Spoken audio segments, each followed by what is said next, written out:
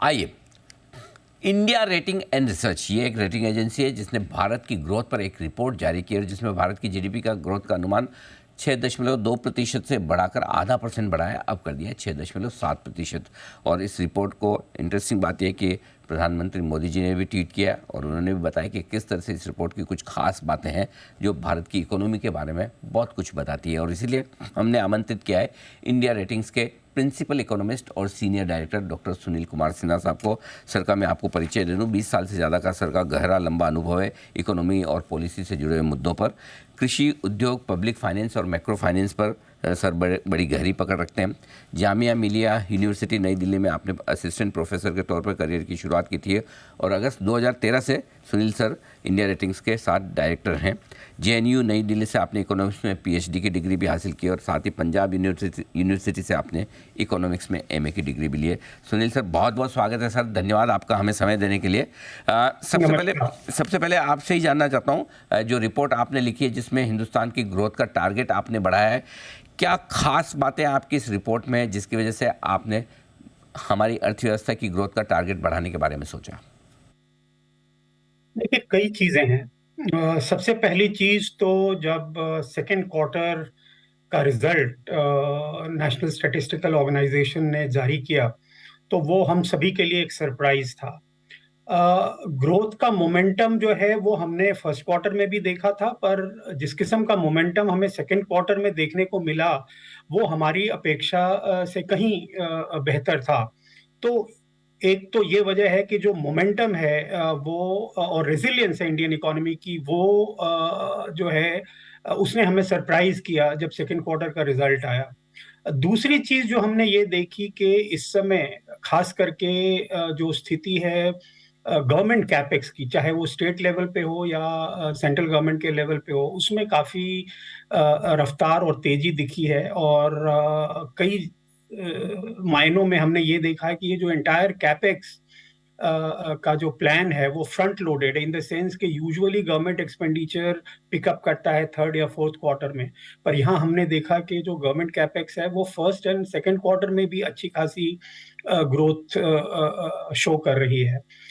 तीसरी चीज जो है वो ये है कि जो हमारे कॉर्पोरेट्स हैं या बैंक्स हैं जिनकी की बैलेंस शीट काफी ज्यादा लेवरेज थी, वो कोविड के दौरान डीलेवरेज हुई है और इस समय विद डीलेवरेज बैलेंस शीट उनकी स्थिति काफी बेहतर है। और अगर वो कैपेक्स करना चाहें तो उनकी बैलेंस शीट उनको इस चीज की पूरी इजाजत देती है।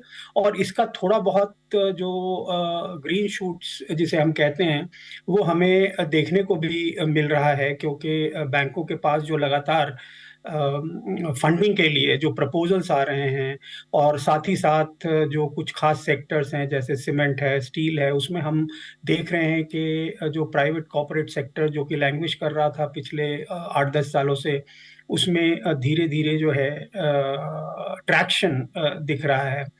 और चौथी चीज ये है कि जो रेमिटेंसेस हैं डिस्पाइट ग्लोबल स्लो डाउन वो रोबस्ट हैं। हमारी जो मर्केंडाइज ट्रेड है वो अच्छा नहीं कर रही है, पर सर्विसेज ट्रेड जो है वो अभी भी ठीक ठाक है।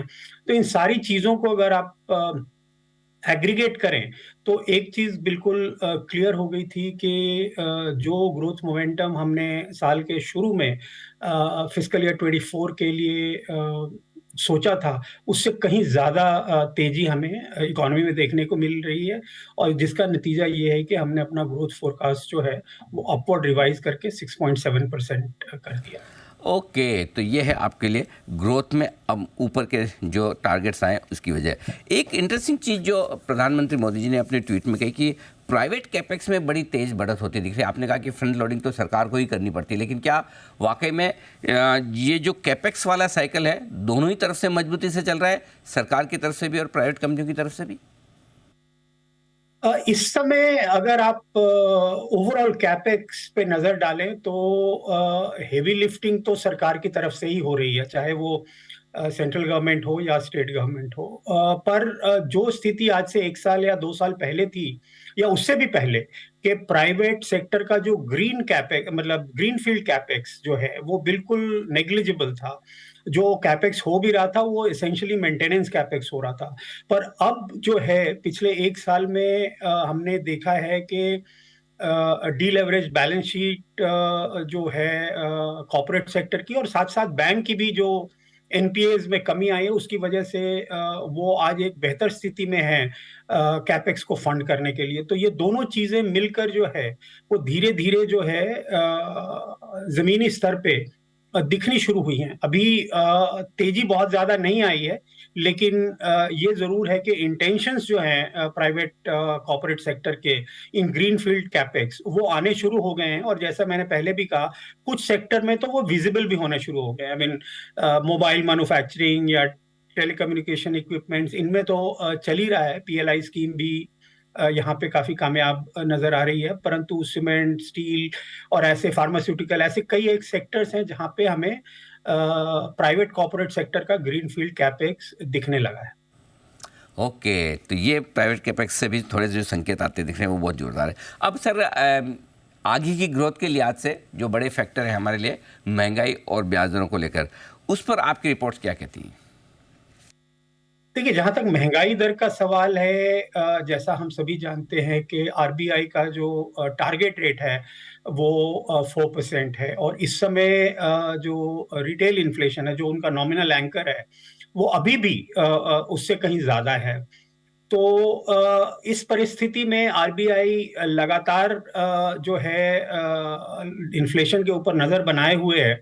और उनकी जो ओवरऑल समझ है उसके हिसाब से एक चीज तो तय है कि रेट में बढ़ोतरी जैसा होने की संभावना नहीं है। और वो हमने पिछले कई महीनों में देखा कि आरबीआई लगातार रिपो रेट पे पॉज की पोजीशन बनाए हुए है। और मेरी समझ से ये पोजीशन आगे भी जारी रहेगी तब तक जब तक के ड्यूरेबल लेवल पे इन्फ्लेशन 4% या उसके आसपास नहीं आ जाता है।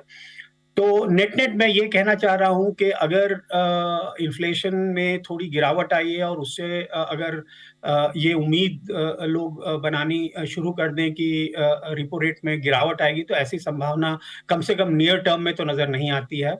परंतु ये जरूर है कि बढ़ोतरी नहीं होगी। और साथ ही साथ जो है आरबीआई नजर बनाए रखेगा इन्फ्लेशन के ऊपर। और अगर उसे ऐसा लगा कि इन्फ्लेशन जो है अब एक ड्यूरेबल बेसिस पे 4% के आसपास आ गया है, तो फिर धीरे धीरे जो है उसमें गिरावट आ सकती है। पर इसकी संभावना जो है फिस्कल ईयर 25 के सेकेंड हाफ में ही बनती नजर आ रही है, उससे पहले नहीं बनती नजर आ रही है। ठीक बात है। तो ये है आपके लिए पूरा का पूरा आउटलुक इस वक्त आता हुआ इकोनॉमी के लिहाज से। बहुत बहुत धन्यवाद सुनील कुमार सिन्हा साहब, हमें समय देने के लिए और अपनी रिपोर्ट पर विस्तार से हमारे दर्शकों को बातचीत करने के लिए। Thank you so much. Thank you.